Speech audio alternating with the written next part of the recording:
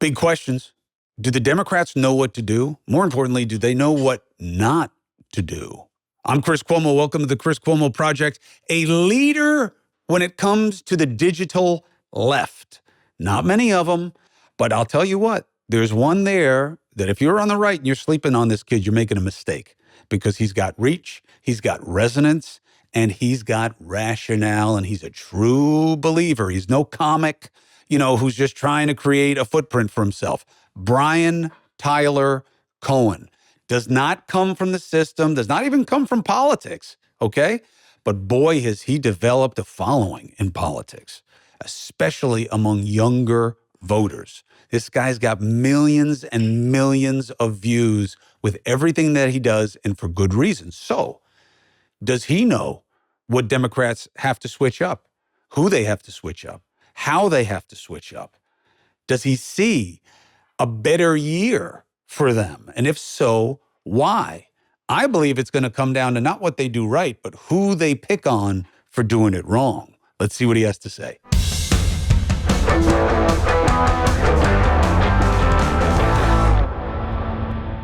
Brian Tyler Cohen, I'm a big fan. Everybody knows it. How are you feeling about the new year?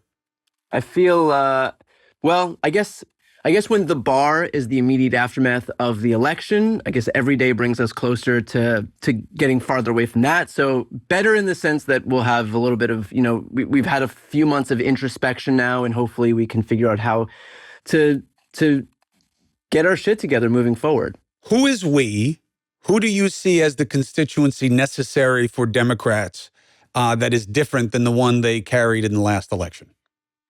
Well, it has to be a bigger constituency, right? Like we have a vested interest in making sure that we expand our coalition because we simply can't win with the coalition that we have now. So I think it's incumbent upon Democrats not just to make sure that we shore up our base, but also to reach out to people who I think are, those folks in the center who we largely lost. And that's going to be people not just on the right, not just on the left. There's a lot of disaffected folks out there. So I think it's a fool's errand to just say like, okay, Democrats have to tack right. Democrats have to tack left. It's not really a matter of that. I think that Democrats have to be smart about who they talk to, depending on what district they live in, depending on what state they're in. It can't be a monolithic approach, but the reality is that we've lost people in every demographic group, in every state, every age range, and so we have to figure out how to talk to them and get those people back into the fold.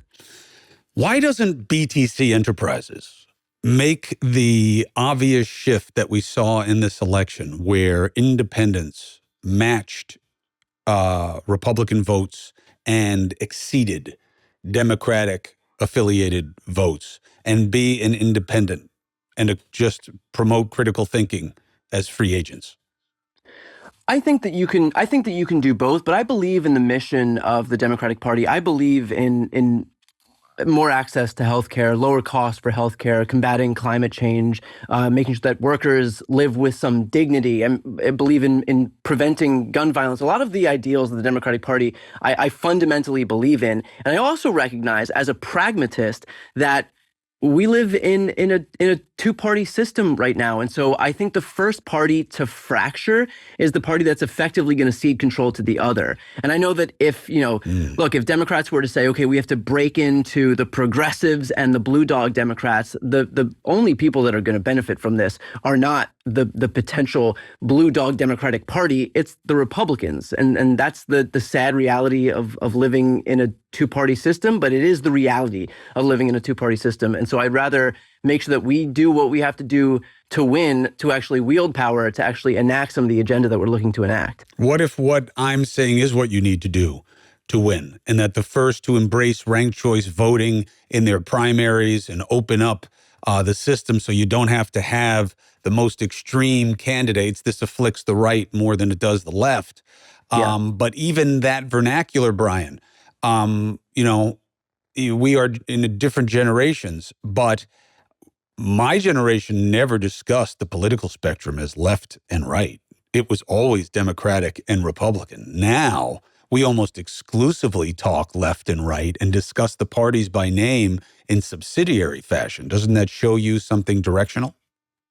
Yes, it does. But at the same time, look, I do think I do think that there is a lot to be gained by having a strong party infrastructure, and it's more difficult inherently on the left because Democrats they are the big tent party. I mean, there is no equivalency on the right for what we have on the left between Joe Manchin to AOC. There's just not. So it's going to be more difficult, but it's a double-edged sword in that sense that it's hard to factor our messaging to make sure that we appeal to every facet of the left of center spectrum. But the flip side of that is that we have the possibility, if we can figure out how to message correctly and how to reach people correctly and how to fix our damaged brand, then we have the possibility of kind of bringing so many more people into the fold in a way that we saw, in 2008 with Barack Obama. But I do think that I do think that we derive more benefit from disadvantage than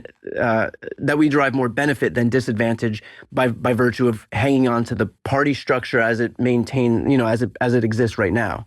Obama was perceived as one thing, but programmatically he was much more Manchin than AOC. And your party traditionally was much more Manchin than AOC, and America is much more Manchin than AOC. How do you deal with that? I think that in some respects, look, it depends on the issue, right? Because in some instances, gay marriage, for example, yeah, Barack Obama was more Manchin than AOC, but that's I would fundamentally disagree with that. And sometimes it just takes time for people to come around to these positions. Politics usually doesn't lead, politics lags behind. And so once society became more accepting of gay marriage or same-sex marriage, then I think Washington, as it usually does, eventually came around. So that's one instance where I don't think that, I think the lesson here is the opposite. It's that we didn't really gain much by virtue of being the last to embrace same-sex marriage, which I think is fundamentally a moral thing, a moral thing to follow. But in some instances, look, it's, the American people are going to be more moderate. I think you have to take it issue by issue. And again, as I mentioned before, it's going to be a thing where you want specific representatives and specific senators, depending on where they come from, to be able to embrace different things. I think the Democratic Party does have to do a better job at, okay, for example, if we have a possible lawmaker who isn't 100% on board with something like combating climate change, for example, which is my litmus test issue, but I have to recognize, too, that I would rather have a Democrat who's with me 50% of the time than a Republican who's with me 0% of the time. And so it's just a matter of becoming more tolerant of people with differing views if we want to actually have some longevity in the party. It depends on what the views are. Just back to the analogy. And by the way, one of the things that I love is you know how to disagree and make better points. And very often I feed you points that I don't necessarily hold myself, but I want to see how you deal with them. Yeah. To the Manchin AOC thing. AOC relents on nothing positionally unless there's something in it for her, which she has had to learn to do, to be an operator within a power dynamic. I'm saying this as a compliment, not as a criticism. Yeah. But otherwise, she doesn't move because she's a zealot. Manchin is from West Virginia, okay? Ruby red. And that cat still went from it's a man and a woman in marriage to being behind the Respect for Marriage Act in 2022. He moved. He evolved. That's what you could argue your party is suffering from, is too many who don't evolve and stay in crazy town with extreme positions. I would push back on that Please. example and say, while you claim that AOC is a zealot for being immovable, the example that you just gave is an instance where AOC was correct, and so luckily, it's like the only one. Luckily, it's like the only one though. What else has she been right about that the rest of the party, the rest of the country was wrong about? Yeah, I'm not sure. I mean, I can't think of an example off the top of my... What does that tell you? You're one of the smartest guys in your party. Well, look, I don't have like a list of AOC's positions in front of me, but I do think also something to take into consideration is that is that for a lot of people in this country right now, specific policy positions are not necessarily what they vote on, and certainly not some sacrosanct issue that they hold in high regard. I mean, for a lot of people in this country, they're just looking at vibes, and they're just looking at passion, and they're just thinking of what Donald Trump said, for example. This guy couldn't articulate his plan for childcare after he was asked it, what, 36 times on like national forums, still couldn't articulate a coherent position on childcare. Meanwhile, you have Democrats who have like 16-page proposals on how they're going to enact this stuff. And for a lot of people, that doesn't matter. For most people, the vast majority of because people it doesn't happen. It doesn't matter. Well, perhaps that might be the broader reason, but look, it's not going to happen if there's no plan to have it happen. No, but and if you do want this stuff to happen, do you trust someone who has the 16-page plan versus somebody who says, oh, well, we have concepts of a plan? I get it, but I think here's why the concepts of a plan thing didn't bite the way the Harris-Walz ticket wanted it to bite. Yeah. Because the reality is the executive does not make the plan. The executive asks their people in Congress to come up with a plan that meets their goals and their requirements. Everybody knows that, who's in the game. So the idea that you have to go in with a plan, Obama didn't go in with the ACA. Congress is going to make it up. Concepts are fine. It's about what those concepts are and how they work. Does that still leave Trump lacking? Yeah, but that's not why he won. He won because of it being an outrage election. We talked about this many times, you and I. And people were pissed off, and you owned the status quo. And they felt you were in denial of it, and that she didn't represent, and that the party had screwed up the process. So then you lost the democracy high ground. But it was an outrage election. And I guess it's, what do you do now in terms of, to use your word, vibe? Do you become more about collective outrage, or do you dare to try to be better and try to switch the vibe from the negative to the positive? I think it's a few things. I think we have to be able to do a few things. The first is to make sure that we are, look, Republicans have full control of government. They own everything for better or for worse now. So they came into office saying that we're going to lower the cost of eggs and food and houses and gas and just, across the board, they're going to lower prices. Now they have nobody to blame if and when they do it. So the onus is on us to make sure that we hold them to account to do the things that they themselves promised that they would do. No, you have to make sure, Brian, that they don't blame you for why they can't do it. Well, because he's already saying, it's not easy to bring prices down. He's already saying it's not easy to bring prices down, which is, of course, fucking true. But he's going to blame you guys. And the irony of that is, Republicans control every branch of government right now. And I say every branch of government because I mean the Supreme Court as well. But they control House, Senate, White House. And they will own every failure, but at the same time, to your exact point, if something they don't like happens in a state, well, does that state have a Democratic governor? Because then you can blame them. And if a state has a Republican governor, well, then you can go down to the city level. And do the cities have Democratic representation? Then you can blame them. So Republicans will not accept blame for any of their failures. It's very much the Roy Cohn model that Donald Trump has ascribed to, and that's this idea of never admitting fault, never taking blame for anything, but taking full credit for all the successes. So to your point, I do think that the onus is on Democrats to make sure that we stay on top of Republicans, because they're not going to take the blame for themselves. And in fact, they're going to do the opposite. They're going to blame the Democrats for anything that goes wrong. But to your initial question, it's not enough anymore to just be anti-Trump. And it's not going to matter because he's a lame duck president anyway. And so we have to figure out what the Democratic brand is for. And I think a big part of that too is, and this is so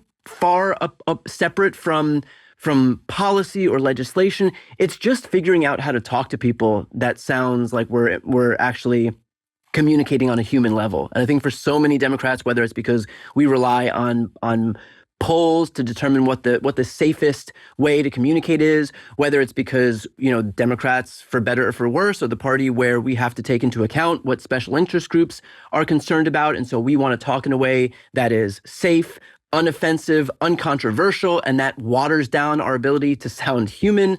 And so we have to figure out a way to communicate with people that is effective, And that doesn't just sound like, either a college professor or an AI bot. I want to go down that road 2 or 3 steps further. But first, I have a practical question.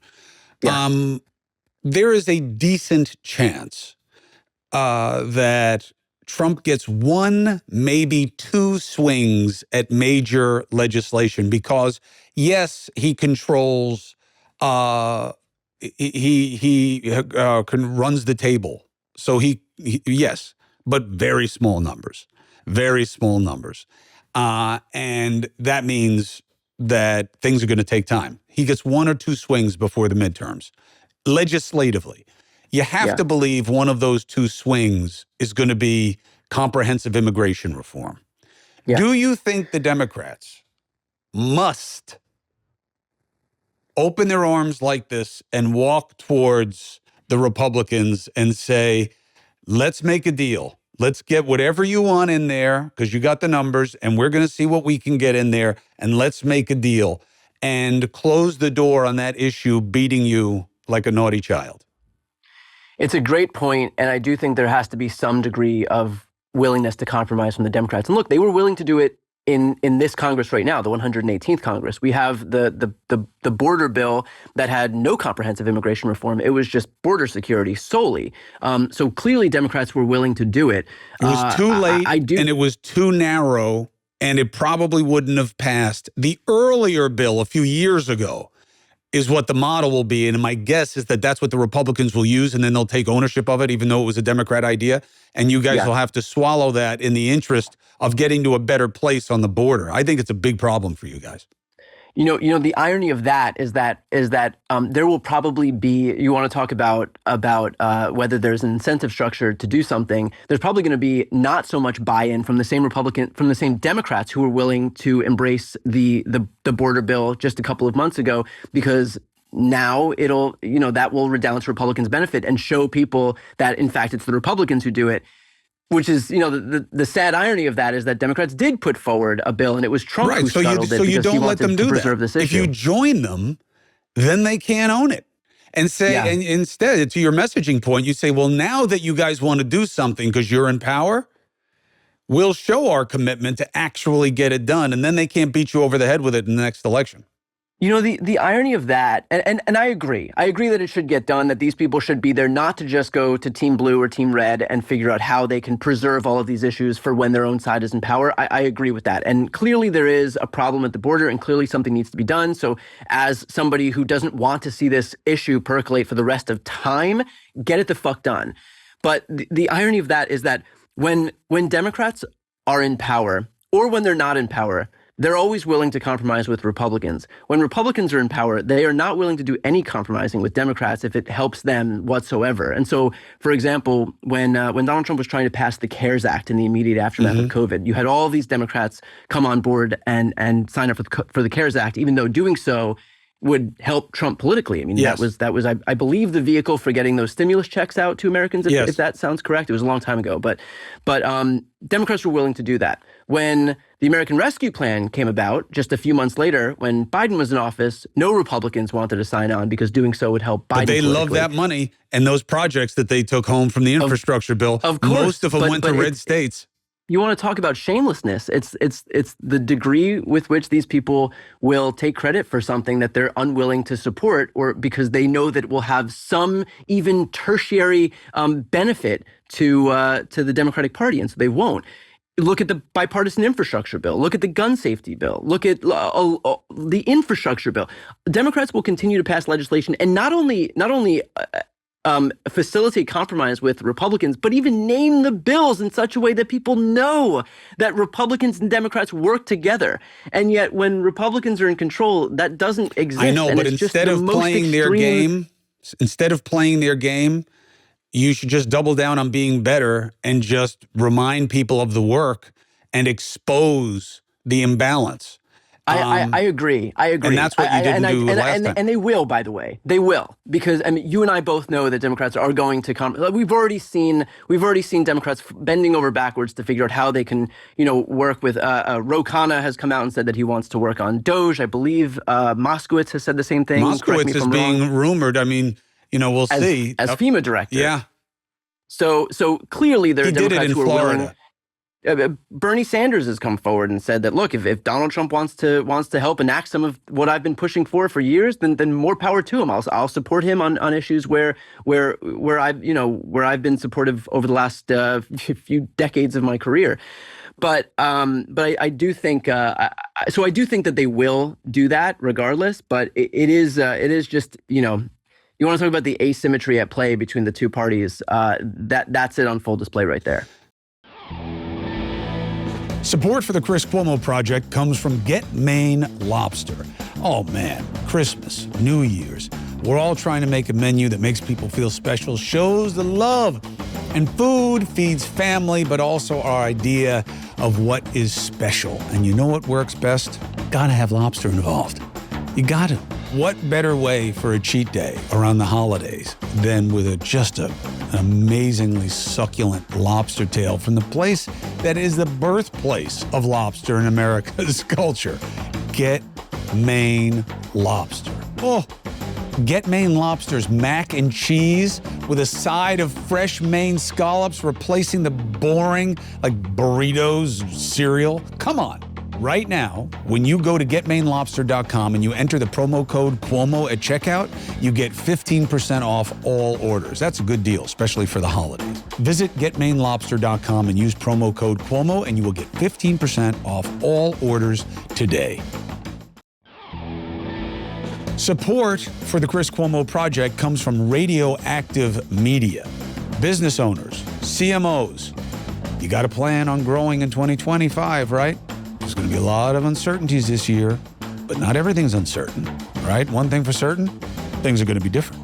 Why not utilize something reliable and stable for your marketing efforts and tap into the power of podcast and radio reach? In the U.S., listen to this. Audio reaches more than 271 million people every week. That's more than social media and digital media combined. My friends at RadioActive Media know the recipe to launch, optimize, and scale performance by building compelling audio campaigns which actually work. Their personal approach, knowledge of the medium, is unparalleled. They believe in the power of radio so much they even use it themselves right here, right now. Text my first name, CHRIS, to 511-511. Just text Chris to 511-511 or go on the web at radioactivemedia.com. Text rates may apply. Do the Democrats have the ability to not jump on everything that Trump says? We're going to have to. And I've been beating the drum about this over and over, that if everything feels like a five-alarm fire, then in turn, nothing is going to feel like a five-alarm fire. And we don't have the same degree of energy to resist Donald Trump as was present in 2017. And so inherently within that, we have to figure out how to pick our battles. And I think that there is some understanding of that. The folks that I've talked to just in the few interviews that I've done since the election, whether it's Brian Schatz, whether it's Amy Klobuchar, a lot of these people are repeating the same points, that we have to figure out where to pick our battles. And that means that some things that are normally going to be considered disqualifying are going to happen anyway. Some people who would normally be disqualifying as nominees are going to get confirmed anyway. But the onus is on us to figure out where to pick our battles, which hills to die on, because we just don't have the energy and we don't have the numbers to raise a stink about everything. And so we have no choice but to figure out where to focus our energy. Wow. And by the way, that's what I view my job within the broader messaging apparatus of the party as being, is figuring out how to make sure that Democrats aren't waking up every single day and going healthcare, abortion, gun safety, climate change, and when we're just kind of throwing messaging left and right, really nothing sticks at the end of the day. To their credit, Republicans have been really effective over the last decade, it feels like, where I can only presume that they wake up and go into the morning meeting and figure out what they're going to talk about that day. And this way, everybody's coordinated. This way, everybody's organized. And so starting at 5 a.m. with Fox and Friends, all the way to Judge Janine and Laura Ingraham and Sean Hannity at night, they're saying the exact same thing. And so, of course, this messaging gets seared into the brains of their supporters, whether they're watching on Fox or OAN or Newsmax or Rumble. They picked the right set of 60-40s. So in politics, there's a practice called the 60-40, which is certain issues break 60-40. Like what?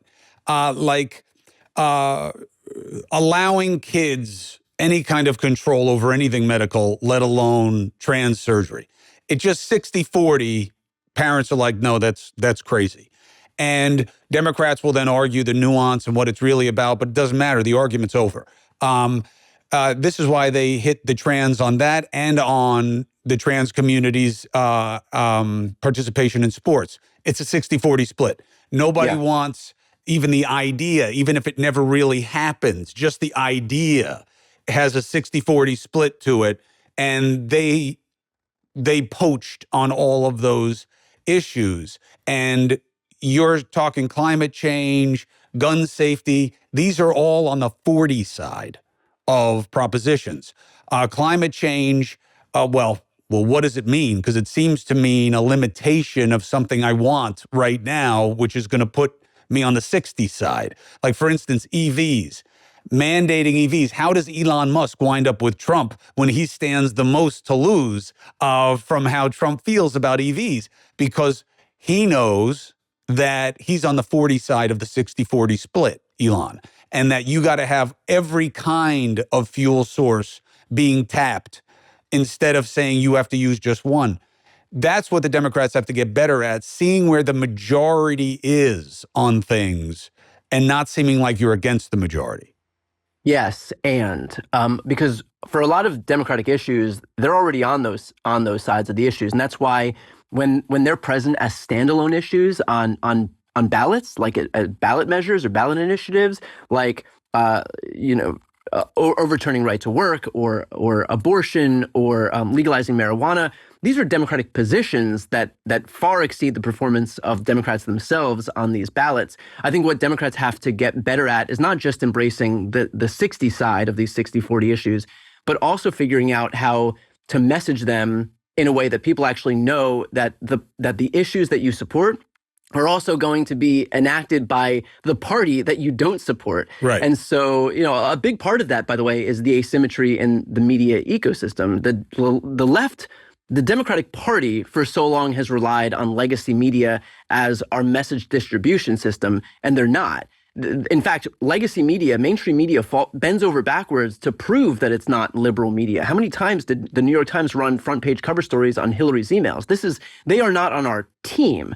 The same way that Fox is on the Republican Party's team, that OAN and Newsmax are on their team, that InfoWars and Megyn Kelly's show and Daily Wire, they are on the Republican Party's team. Digital media is overweighted to the right. I would argue legacy media went after Trump in a way that, did as much favor for Biden as anything did. But I appreciate your point. I think you're right on the digital side specifically. And that's why one of the reasons I love you, by the way, and my father would have loved you. I don't know where Andrew is on you, but my father, I can't tell you how many Democrats in your generation talk to me about your party like I don't understand it. Like I don't know what it is to be like, which I find so offensive that I don't even address it because I don't know how to address it without being physical. So, but my father. But are you suggesting that the Cuomos don't have any legacy with? We don't have any. We don't have any DAP anymore. It turns out as Democrats, which is kind of weird. But except at the convention where they kept showing clips of my father, the who and the how of the messaging, I want to talk about a little bit. The Maddow effect. I always called Rachel the professor when I went against her at CNN. So smart, such a high level of erudition and research. She could talk about whatever she wanted at night that was totally not on the news, and it would still work with that audience because they just wanted her take on things that were appreciated by existing Democratic beliefs.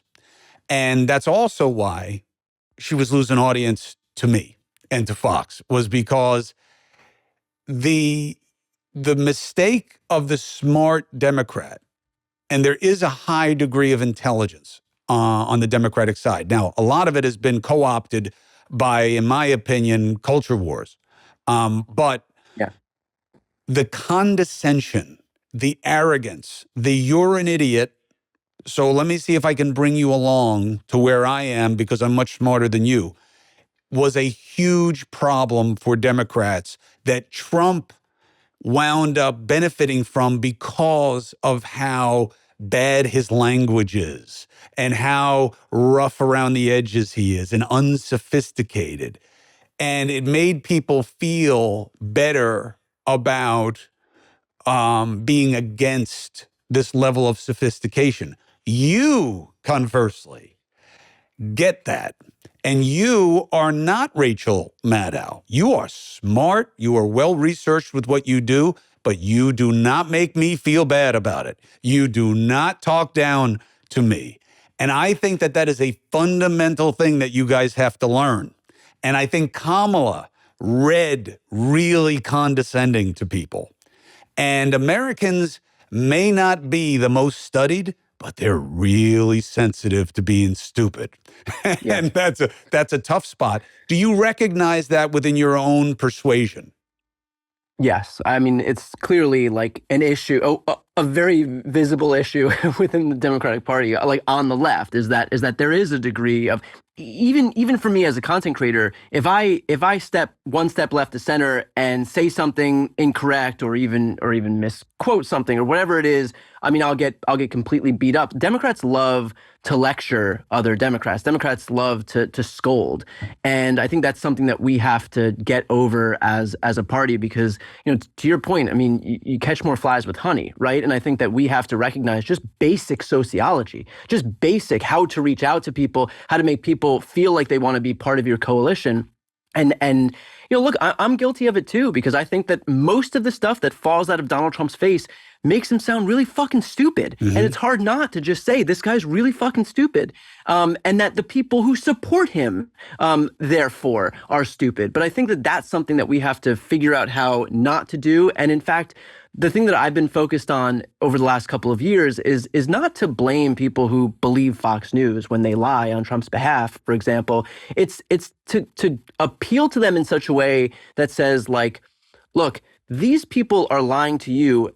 Have more respect for yourself than to trust people like this who are going to lie right to your face. I mean, I often say in my videos that it feels like the Republicans' biggest enemies are the Democrats, but in fact, the people that Republicans have the most contempt for are their own supporters, that they're willing to lie to them for years and years and years about certain issues that have no basis in reality. I mean, this idea that the 2020 election was stolen, first of all, there was no basis for it for the last 4 years. They didn't win a single lawsuit that proved any semblance of fraud. But then the fact that okay, let's humor this idea and let's say that Democrats did have the ability to rig an election.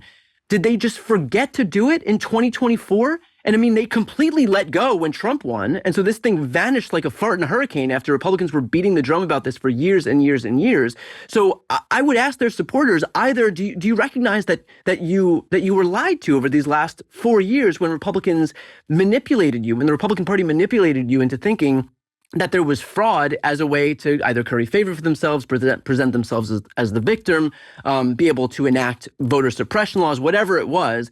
This was just a vehicle to get people to buy into something that was completely bogus. And so that's just some microcosm of a broader problem. But I think the way to go about doing this is to not show any disdain for the people who supported Trump, because I think, in large part, people only know what they know. And if they watch right-wing media, for example, which often operates as a hermetically sealed bubble of information, they're not going to get the whole story. And so you can't blame these people for only knowing what they know or not knowing what they don't know. And so that's my job over the next, few years to make sure that, okay, this guy came into office claiming to be a populist. Let's see what happens with Medicare, Medicaid, and Social Security. Let's see what happens with the U.S. Postal Service, which makes sure which overwhelmingly, disproportionately benefits people in rural areas who rely on the USPS for medication. I mean, on issue after issue after issue, Trump came into office as a populist. So let's see what happens to the people who expect him to actually stay true to his word. You have to, yes, but you have to remember what the standard is. And you're touching on the right aspect, which is fact versus feel, okay? I will beat you 3 times out of 3 if I take feel and you take fact on any issue, rhetorically, let alone politically, because one of the cardinal sins in politics is that you don't get to tell me that I'm wrong to feel the way I feel. And that's really maddening in politics. My father used to have a joke that, you know how you deal with high taxes? How? You tell the voter, you know what you should do if you don't like the taxes? You should make more money. You should be more valuable to the society and to the economy. So then you won't really worry about your tax burden, but you're not that useful to the economy. And so you have to be sensitive to taxes. No politician will ever say that because you'll never get that person's vote. You don't fuck with how people feel. Yeah. Democrats were in that position because Trump owned feel. I'm angry. I'm outraged. I'm against this. Government sucks. Institutions suck. The media sucks. People who are different than me suck. And that is tough to win on by saying you're wrong to feel that way. However, there's a reason that you guys, it's not just because it's a binary system. There's a reason that Democrats have more than held their own when it comes to national elections. And it's because Americans are fundamentally aspirational. We are fundamentally, this is why candidates matter. Fundamentally, we want reason to believe. We want to be lifted up. We want it to be okay. That's the space. There's nothing about Trump in the next 3 years, the next 3 months that is going to read as it's okay. The delusion that he can talk to the people in the Middle East, that he can talk to Putin, that he can and make a deal. The guy has never made a deal for anyone but himself ever. Even the redone NAFTA, that was almost all in place already and the right thing to do. He's very good at that. He is better than you guys at seeing opportunities and seeing spaces that your sense of ideology and intellectual sophistication doesn't really allow you to fuck with them. But my father did. Kennedy did. Jackson did. Clinton did. Obama even did, although I would say he was a turn away from the normal, which is what? Holy cow, does this guy make you fall in love with him? Wow. Yeah.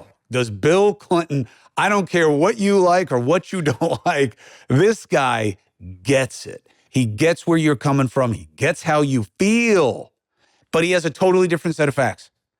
And that was the difference. You have to have candidates that can do that. Obama got how you felt, but he totally disagreed with you on everything. Mario Cuomo, you know, I like that guy. I just hate his positions. You will never hear that about a Democrat today. Why? Because they've missed the feel of these people and how they feel and why they feel that way. And you left out one of the networks. MSNBC has hurt you guys tremendously. And that's why the media is allowing right now an exaggerated takedown of MSNBC and frankly, CNN, to be honest. The media is only too happy to say that CNN is in the shitter. No, it isn't. It's going to be fine. And yes, I got shit canned from CNN. I blame the 2 guys who did it to me, not CNN. I love that place and I miss it and I wish them well. MSNBC is a different story. Joy Reid has been allowed to say things on TV that no one else would be allowed to say anywhere else. And not just the stuff from back in the day, the homophobic stuff. Her saying that she didn't think that Trump got shot at, you would get fired anywhere else but MSNBC. Them not talking about Al Sharpton taking money for his organization before he interviewed Kamala Harris, and they don't say anything, but they went crazy about Ronna McDaniels, that's a problem for you guys. And you have to course correct that. And you do have the perfect space, Bri. It's got to be in the digital space. And Yeah. I think that you're uniquely positioned because, and I used to come at this with people. I don't anymore because I understand why I was wrong. You don't have a background in politics. You have a background in production, driving narratives, acting, writing. That is very, very useful. I used to be like, man, I've worked in 15 campaigns. This fucking guy doesn't know what he's talking about. Okay, that's one skill set. But I'm not asking you to handicap a race. I'm not asking you to talk about what's inside some district and who's run it before. That's one set of information. Knowing how to talk to people and make them like what you're saying is what they're beating you with on the right now. How is Joe Rogan beating Brian Tyler Cohen, beating Rachel Maddow? How? Because he feels the way these people feel. That's the space. How do you inhabit it? I think it's the right question. I mean, it's what I've been thinking about a lot, and it's how I've been trying to iterate a little bit too, and figuring out what the best place for me to occupy is. And look, I could do the easy thing right now, which is just to do exactly what I was doing before the election. You know, I was reaching on average. I mean, just in the lead up to the election, 5-6 million people, 7 million people per day. That is the easy thing to do. But I'm in the business, I think, of persuasion, and I occupy. There aren't that many people on the left who are able to reach a broad audience of people. And so when I think about what my position in this broader ecosystem is, I'm trying to figure out where I can be most helpful. You know, I've dropped the suits, except when I go on your show, of course. I have to. You look great, by the way. Everybody loves you. Everybody loves you. People say all the time on News Nation. Remember, News Nation was built for a very specific purpose. I cannot believe we haven't been blown up for this yet. But the place is built for independence. It is the only media platform ever that is openly hostile to the party system, and we want people to reject it.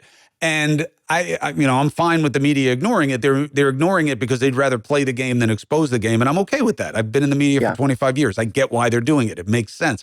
It's just its time has passed.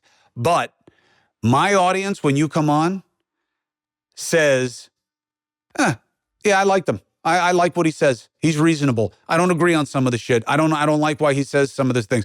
But again, that's the secret sauce, my brother. Do not lose that just to have people who think like you right now love you a little bit more and see you as one of their oracles. That's the future. Thing. Like, in terms of where I go, I do think that speaking to folks who watch your show is valuable, because these are the people that we need to be reaching out to. These are the people who Democrats lost in this last election cycle. And again, if the game is persuasion, again, to my earlier point, it would be easy for me to just keep doing what I'm doing, reaching a big audience of people, keep bringing sand to the beach, keep getting applause from the same people who I know are going to clap for me. And like, that's one thing. That's the easy approach to all of this. Now I'm trying to figure out what I can do, knowing full well that we've got the people that we've got. How do we expand beyond the coalition that we have? How do we broaden our reach? And so that's what I'm thinking about as we're now in 2025 and heading toward the next 2 years of politics until we get to midterms. You have to find your spots of where the names that are whatever, the reach that's the same as yours or greater than yours, okay? On the right, they're giving you opportunities every 5 minutes.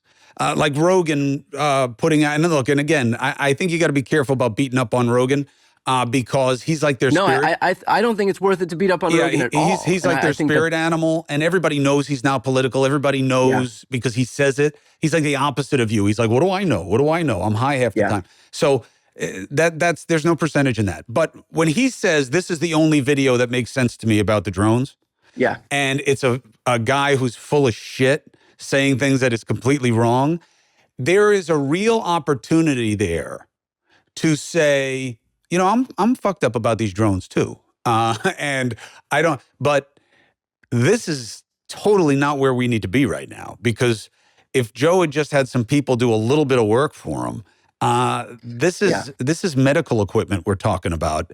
Nobody searches for anything at night unless they have to. And if you were looking for spent nukes, there are 9 different departments that do it, and they would be coordinating with law enforcement and be all over the place. That's not what's going on. I know that sounds good, but it's not what it is. See, then you get the feel of the urgency and you expose What a weak product that is. That's the space for you. I do think that this issue more broadly is actually a pretty accurate microcosm of what the Democratic Party's problem is, which is that, we all know why none of the Democrats are coming out and saying anything. It's because their whole thing is that, okay, we have to trust in the institutions and that law enforcement knows what it's doing, and let's just keep the public in the dark because they don't need to know. And they think this is stupid. They think UAPs are stupid for stupid people. Don't humor this stuff. It's not worth our time to even engage. Mistake. And so that creates a vacuum that is then inevitably filled with disinformation. If the people who know the truth aren't coming out and saying something, then inherently the only people who will fill that space are people who don't know the truth. And so then it's filled with bullshit. But I think that more broadly, this is a lesson for Democrats in what happens when we just ask people to have some faith in institutions, when largely that's not the moment that we're in right now. People don't trust the institutions. People aren't going to vote for somebody because they're going to be more deferential to norms. And so we have to meet people where they are, knowing full well that they don't have trust in our institutions right now. If we don't give some accurate information and give them something, as opposed to just telling them, like, sit down, be a good little boy and girl, and just trust that mommy and daddy know what they're doing, then we're going to be stuck in the moment that we're in right now, which is when these random dudes are going on TikTok and spewing bullshit. And, like, what else do we have? What else? What other side of the narrative is there to combat what we're hearing? Support for the Chris Cuomo Project comes from Everyday Dose. Look, we all want to be better, mentally, physically, but our habits don't always match up with our goals. That's where Everyday Dose comes in. Coffee, yes, but better. Since I started drinking Everyday Dose, I've noticed I can get through my day with this consistent, smooth energy. No peaks and valleys, all right? That kind of roller coaster caffeine crash deal. No more. I'm big on gut health. This blend of collagen and mushrooms is like a 1-2 punch for keeping me regular and feeling good. Taste? Legit. Smooth, rich coffee flavor. Definitely tastes like coffee because it's made with premium roast Arabica coffee extract. Head over to everydaydose.com/Chris and you will get 25% off plus 5 free gifts with your first order, including a USB rechargeable frother. Very important. Changes the drinking experience. Trust me. Every month after you get additional amazing free gifts with your order, just because you're now part of the team. Every month, you're going to get additional amazing free gifts. Go to everydaydose.com/Chris and you'll get 25% off plus 5 free gifts with your first order. Support for the Chris Cuomo Project comes from Cozy Earth. Look, your resolution's got to include getting better rest. Cozy Earth helps. There's a reason that it's got best-selling bedding. Here's what I like about it. There's technology in the textile. When it's cold, it helps keep you warm. When it's warm, it does help keep you cool. How? I don't know. And I actually researched it, and I still don't get it, but it doesn't matter because they know how to do it at Cozy Earth. I like to be responsible about my purchases, and I do like to feel that what I'm doing may help make something I care about a little bit better. They're using bamboo, not the materials that textile companies usually do, and bamboo is highly sustainable, it's not doing anything bad to anything, and it's fast and it's easy for them to use. A better year starts with better sleep. Wrap yourself in Cozy Earth. Please don't wait. Head to cozyearth.com/Chris. Use my exclusive code Chris, up to 40% off. How amazing is that?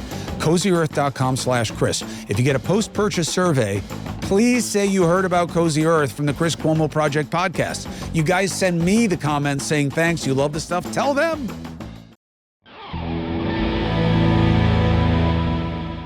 Who are your leaders? That's a good question. The leaders of the Democratic Party right now, I'm not exactly sure. I think that there's going to be some type of, reckoning where we figure it out. I know who our party's strongest messengers are. I don't know that we really have. I don't know that we have like a leader of the party. I mean, you can go to maybe the last leader of the party is Barack Obama. I mean, I don't think most people would see, obviously Kamala Harris having lost this campaign. People aren't going to look at her as leader of the party. Joe Biden, I think, is too politically damaged to be viewed as leader of the Democratic Party. And I think people do blame his unwillingness to step aside earlier in his term as the reason that we're in the situation that we're in now, whether fairly or not. But in terms of the leaders, I mean, you look at, for progressives, AOC is probably the most effective communicator we have. Gavin Newsom is probably one of the most effective fighters we have. Pete Buttigieg is probably one of the most also effective communicators that we have, and one of the only people that's willing to and capable of going, into enemy territory, so to speak, and fighting for the Democratic agenda. So we have kind of a smattering of people, but there is clearly no leader of the Democrats right now that I can see. You have to emerge as even more of a. Right now, you're successful. That's what you are. You got that. You checked that box, and you've checked it at a ridiculously young age. Good for you. Good for you. I'm a big booster of yours because I love rewarding success. I appreciate that. You are a leader. I'm not saying you got to run for office. I'm saying you didn't mention a single person who's outside the system. Yeah, and you are in an environment of disruption. And one thing that a disruptor must have is one of two qualifications. I don't know shit about this system, but I hate it. Okay? That's Trump. Okay. The second one is much tougher to finesse, but can be much more potent, which is, I know it really well, and I'm going to help you change it because it has to. Much tougher to finesse because you're part of the problem. You guys have no outsiders. That's why I think Cuban has such value.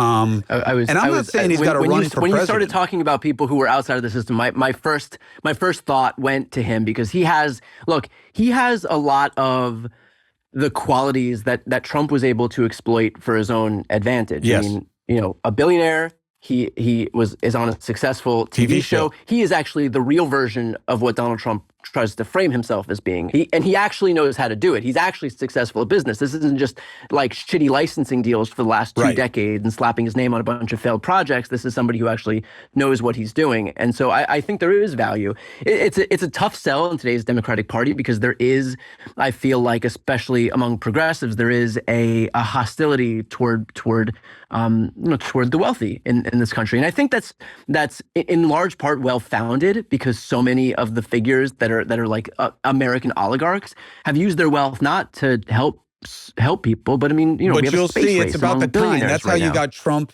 That's how you got Elon.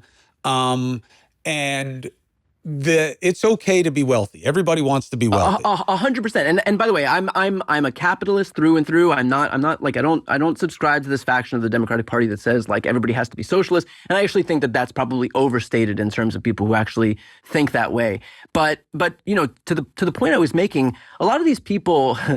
They could be doing more. I think what Mark Cuban is doing with cost plus drugs is a good model that we just don't see replicated. And it's a shame that with guys like Bezos, guys like Elon, that are purportedly focusing on interplanetary,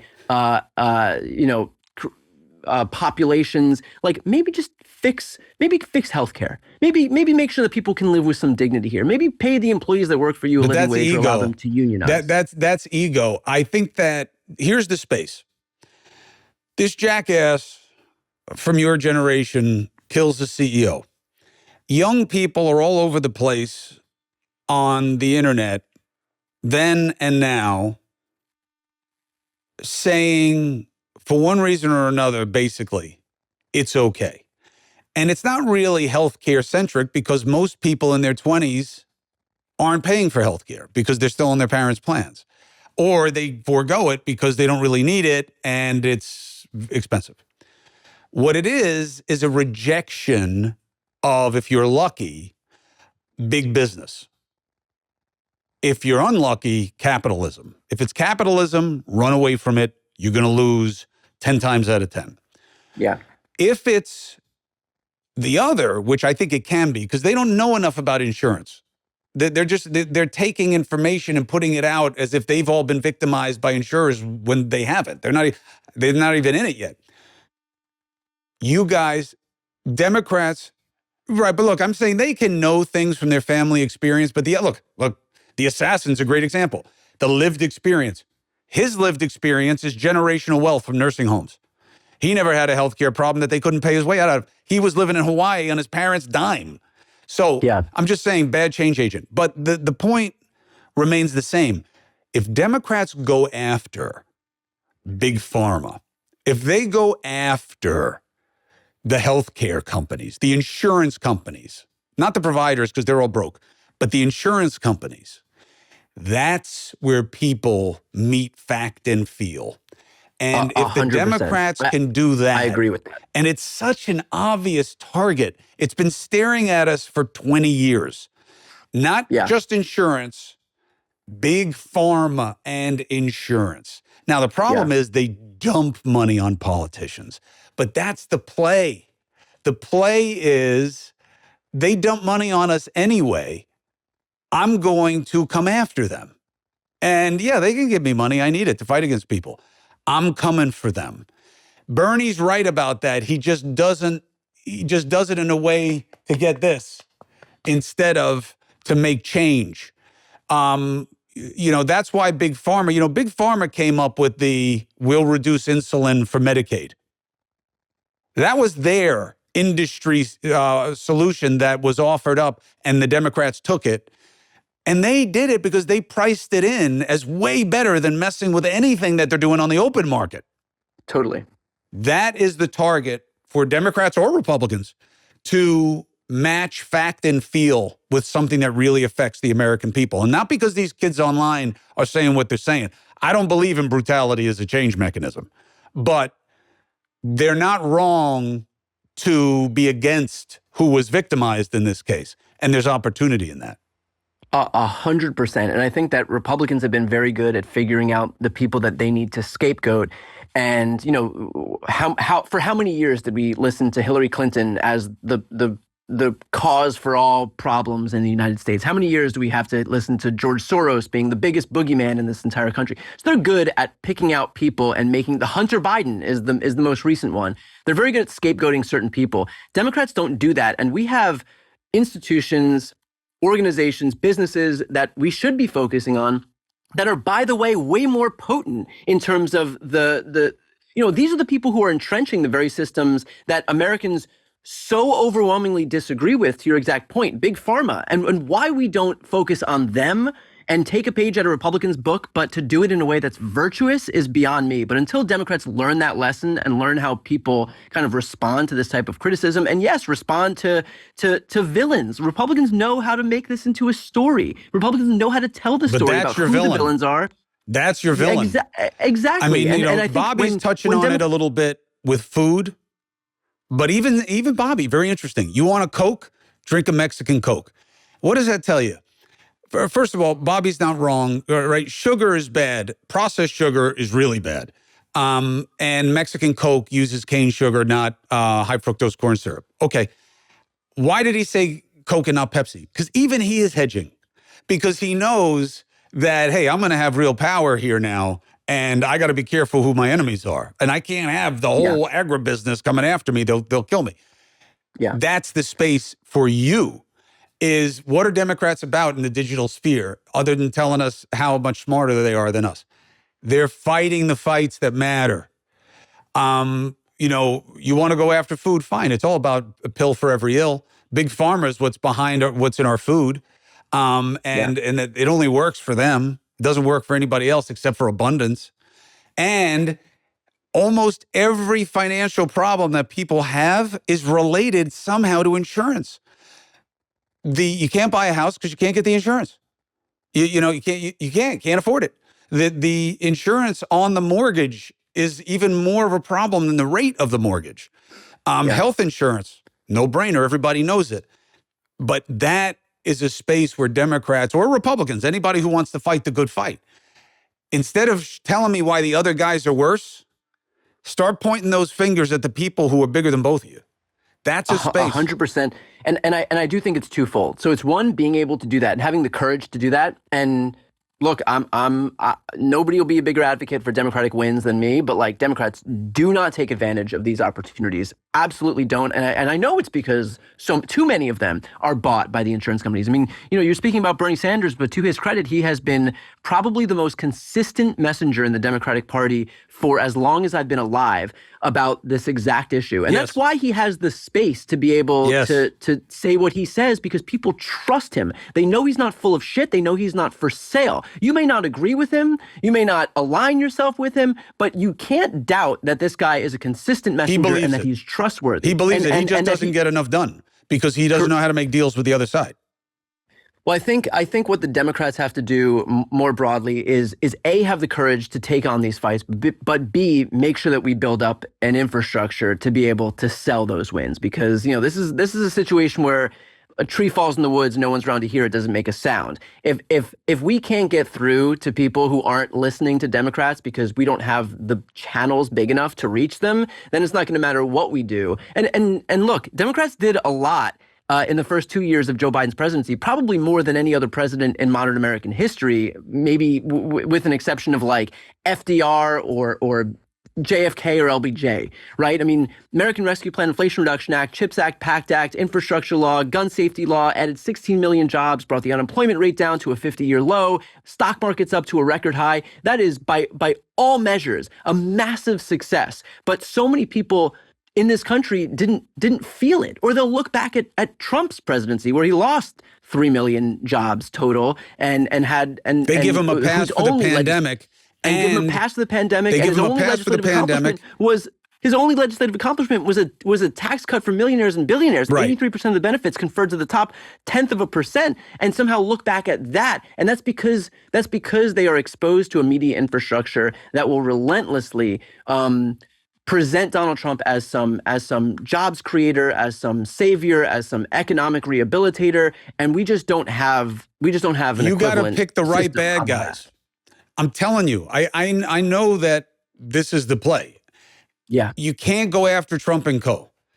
It can't be that he's a tyrant. Look at what he's doing. He's a tyrant. Look at what he's doing. He's a tyrant. He's not a tyrant.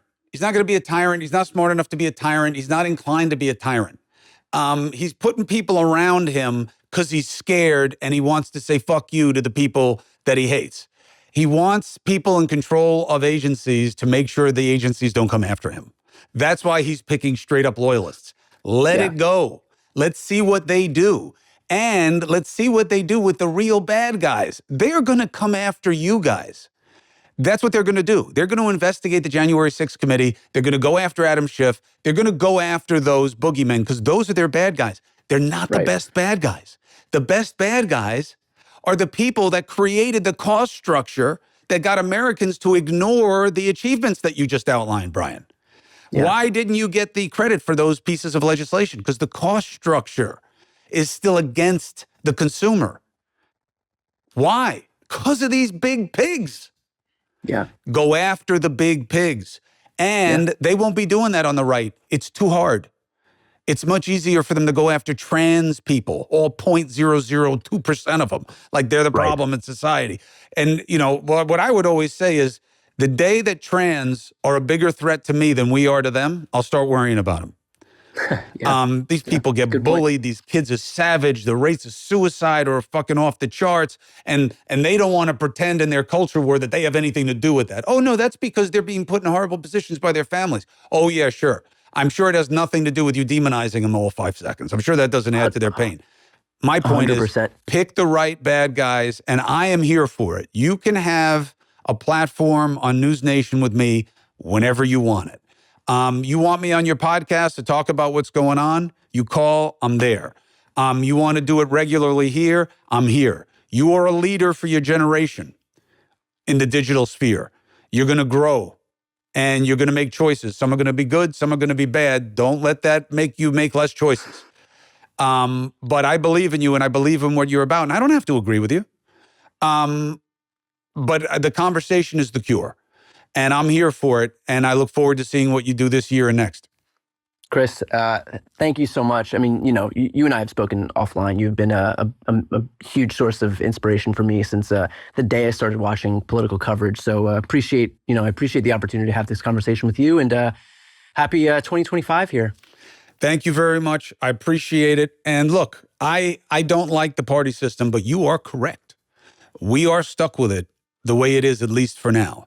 And I understand why you want to work within it. Doesn't work for me, but that's okay. It works for you, and I'm here to talk about it. And I appreciate you. Thanks, Chris.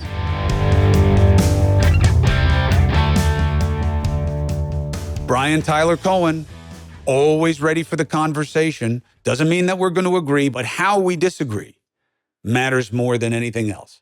Who wants to agree all the time? That's boring. But why you're disagreeing and how you see it differently is really instructive for us in getting to a better place. Because let's be honest, we can't stay here. This sucks. I'm Chris Cuomo. Thank you very much for subscribing and following to the Chris Cuomo Project. Thank you for checking me out on News Nation, 8p and 11p every weekday night. I know that you don't like the ads. I get it. I'm a pod guy also. I get how ads can be a little bit much. Subscribe on the Substack, okay? You get it ad-free. Even Joe Rogan doesn't offer you that. $5 a month. You get long COVID care and treatment ideas from my doctor for longevity and long COVID and vaccine injuries. You get my Walk and Talk series about what I've learned about life through my study of philosophy, even though I don't practice it well, but you can. And it's all for $5, and I'm using that money to help people get care for long COVID if they can't afford it. Pretty good deal, right? My friends, there's plenty of us to care about together. So what do you say? Let's get after it.